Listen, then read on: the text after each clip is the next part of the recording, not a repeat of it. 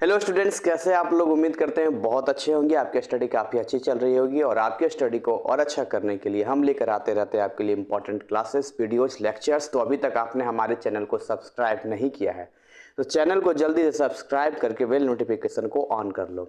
देखिए, जब आप सभी जानते हैं कि अप्रैल 2023 का जो एग्ज़ाम हो रहा है उसमें 2 मई को जो है 2 मई को आपका मैथ का पेपर है और बहुत ही कम टाइम बचा है। मुश्किल से 2 डेज 3 डेज ऐसा ही टाइम आपके पास बचा है। इस 2 डेज और 3 डेज का आप चाहते हैं कि सर इसको सही इस्तेमाल करके एटलीस्ट हम मैथ में पासिंग मार्क्स ले आएँ। तो कुछ चीज़ें सबसे पहले आपको समझना होगा कि अगर आप मैथ में पास करना चाहते हैं या आपका पढ़ा हुआ है या मैथ में ज़्यादा मार्क्स लाना चाहते हैं तो क्या करना होगा इसके लिए आपको। इसको आप थोड़ा सा कॉन्सेप्ट को समझिए। यहाँ पे देखिए, मैथ एक ऐसा सब्जेक्ट होता है जिसमें आपको क्लियरली मतलब दिमाग में सेट करना होगा कि थ्योरी ना के बराबर है। इन इसमें कॉन्सेप्ट होते हैं, फार्मूला होता है, देन आप प्रॉब्लम पे आते हैं और सवाल को सॉल्व करते हैं। अब इसमें जो मैथ के 2 कैटेगरी में अगर आप बांटेंगे, यानी कि पी चैप्टर सी आपसे पूछे जाएंगे, वो है बुक 2। कौन सा पूछा जाएगा? बुक 2 आपसे पूछा जाएगा। बुक 2 में भी अगर आप पूरे सिलेबस को आप मोटा मोटी 2 हिस्सों में बांट दे तो एक हिस्सा कैलकुलस को जाता है जो कि 45 मार्क्स होता है। कैलकुलस चैप्टर आपका 25 से स्टार्ट हो जाता है।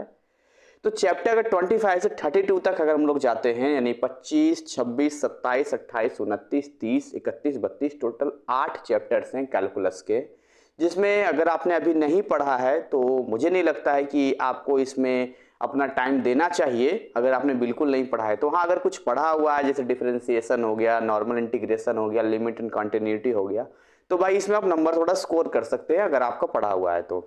अब देखिए, आप इसको समझिए। यहाँ पर मैं आपको क्या बताना चाह रहा हूँ। यहाँ पर आपको ये बात क्लियर समझना पड़ेगा कि अगर आप इसको 2 हिस्से में बांटते हैं, एक तरफ कैलकुलस हो गया, दूसरे में बाकी चैप्टर्स हो गए, जिसमें आपका matrix, determinants, inverse of trigonometric functions, relation and function, ठीक है, applications of matrix and determinants. तो ये जो चैप्टर्स हो गए, इधर आप ले लीजिए, आप चैप्टर 33 से ले लीजिए जिसमें आपका 3D है, वेक्टर है, प्लेन है, स्ट्रेट लाइन है। ये जो चैप्टर्स इधर आप ले लीजिए, इधर चैप्टर इधर ले लीजिए आप, ठीक है ना। और लीनियर प्रोग्रामिंग वगैरह अगर आप देख सकते हैं तो आसान है। अगर आप इसको लेते हैं तो मैं आपको ये बता रहा हूं कि इसमें आप पासिंग मार्क ला पाएंगे। तो आप नए विद्यार्थी हैं तो आपको ये बात क्लियरली समझना होगा कि भाई हमें कौन कौन से सिलेक्टिव चैप्टर्स पढ़ना है, राइट।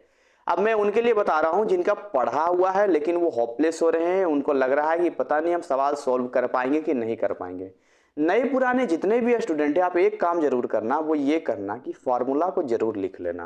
क्योंकि अगर आप फार्मूला मतलब प्रैक्टिस नहीं करोगे, उसको नहीं लिखोगे, तो फिर तो वही वाली बात हो गई कि आपके जेब में पैसे नहीं हैं और आप शॉपिंग करने के लिए चले गए। बोले सर हम ऑनलाइन कर लेंगे, तो वो तो पैसे हो ही गए ना। तो मतलब आपके पास है ही नहीं पैसे, अकाउंट में भी नहीं है, और आप शॉपिंग करने चले गए, तो नहीं हो पाएगा ना। तो वैसे ही आपके पास फार्मूला ही याद नहीं है या फार्मूला ही आपको नहीं समझ में आ रहा, तो कैसे सवाल को सॉल्व करेंगे।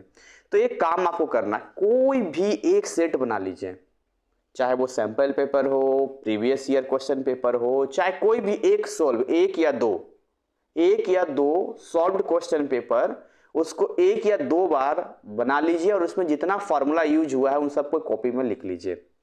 ट्रिगो का फार्मूला जरूर याद कर लेना क्योंकि वो हर जगह इस्तेमाल होता है। इसके अलावा वेक्टर्स हो गया, मैट्रिक्स हो गया, डिटरमिनेंट्स हो गया, इन सबों पर जितना कॉन्सेप्ट और फार्मूला उन सबको याद कर लेना। तो इससे क्या होगा कि उम्मीद रहेगी कि आप पासिंग मार्क ला पाओगे, नहीं आप पास कर जाओगे। बात समझिए यहाँ पे। तो इस तरीके से आप मैथ में नंबर स्कोर कर सकते हैं। और जिनका भाई पढ़ा हुआ है तो उनके लिए तो बहुत अच्छी बात है, कोई भी एक सेट उठा लीजिए, उस सेट को खुद से सॉल्व कीजिए, 3 घंटे का अलार्म आप लगा दीजिए और फिर देखिए कि आप उसमें कितना परफॉर्मेंस दे पाते हैं, कितना कर पाते हैं। अपनी कमियों को पता कीजिए और जहां जहां वीकनेस है वहां पर काम कीजिए। फॉर्मूला लिखिए, फॉर्मूला लिखने में जहां भूल जा रहे हैं उसको एक फॉर्मूले को 5 बार लिखिए, 6 बार लिखिए, 10 बार लिखिए। इतना अगर आपने कर दिया तो ये 2 से 3 दिन का सही इस्तेमाल हो पाएगा। और जब ये 2 से 3 दिन का सही इस्तेमाल हो पाएगा तो मैथ में आपको वो आउटपुट भी दिख जाएगा।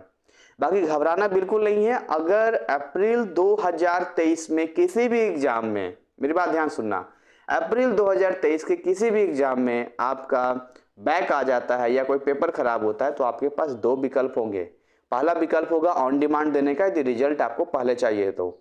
और अगर आपकी कोई मजबूरी नहीं है, आप थोड़ा वेट कर सकते हैं, तो अगला अक्टूबर में आप इसका एग्जाम दे सकते हैं। फिर सवाल ये आता है कि सर अगर हम ऑन डिमांड देते हैं या अगला अक्टूबर में देते हैं तो सिलेबस तो यही रहेगा। बिल्कुल सिलेबस यही रहेगा। तो एक काम जो आपको ये करना होगा कि इस बीच जो आपको समय मिलेगा उसमें हमारे क्लासेस ज्वाइन कर लेना और सिलेबस को कंप्लीट कर लेना।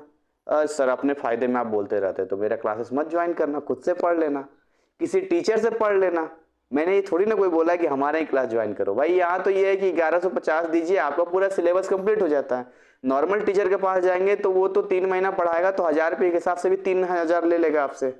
तो देखिए वो आपको डिसाइड करना है, ये कोई बड़ा मुद्दा नहीं है। मुद्दा ये है कि समय का सही इस्तेमाल होना है। तो पहले तो ऊपर वाले से प्रार्थना करेंगे कि अप्रैल 2023 में ही आप पास कर जाएं। फिर भी मन को छोटा मत करना, किसी वजह से कोई गड़बड़ होता है तो मेरा व्हाट्सअप नंबर स्क्रीन पे आपको दिख रहा है 9643480201। बिल्कुल फ्री काउंसलिंग है, हम आपको सही एडवाइस देंगे, सही तरीका बताएंगे। मानना ना मानना आपकी मर्जी होगी, बट यहाँ से एडवाइस लेके आप आगे का डिसीजन ले सकते हैं कि करना क्या है।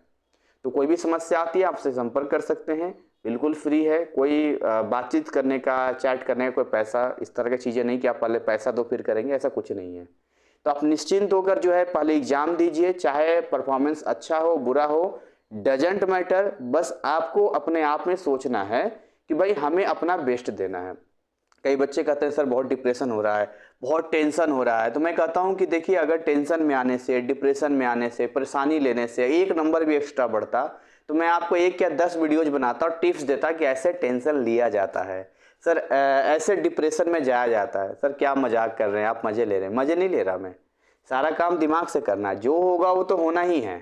तो अगर दिमाग से ही सारा काम है, मतलब पैर से आपको दौड़ना है और पैर पे ही आप डंडे मार रहे हो तो कैसे दौड़ पाओगे आप? दिमाग से काम करना और दिमाग को ही टेंशन में डाल रहे हो, कैसे लिख पाओगे आप भी तो सोचो। तो दिमाग को अच्छे से आप पहले तो मतलब प्रिपेयर कीजिए कि भाई हम जो करेंगे, हमसे जो हो पाएगा देंगे। और मैं तो हमेशा कहता हूँ आदमी जान थोड़ी दे देगा, और ये सीबीएसई थोड़ी है ना, ये सही, इसमें बहुत मौका मिलता है। ये नहीं तो अगला एग्जाम कर लेंगे। भाई आपका एग्जाम इसलिए खराब होगा या आप नहीं बना पा रहे क्योंकि आपने पढ़ाई नहीं किया होगा। आप जिस समय अच्छे से पढ़ लेंगे या थोड़ा अभी भी 2-3 दिन है इसको ढंग से कर लीजिए, आप पास कर जाएंगे। ऐसा तो कहीं नहीं लिखा है इस विद्यार्थी को पास करेंगे या इस विद्यार्थी को फेल करेंगे। तो टेंशन डिप्रेशन फालतू चीजें नहीं लेना है, जो होगा देखा जाएगा, अपना बेस्ट देना है। इसमें हो गया बहुत अच्छी बात है, नहीं होगा तो आगे का अगर डिसीजन लेंगे बात की बात है। फिलहाल अभी हमें अपना बेस्ट देना है। Thank you, wish you all the best.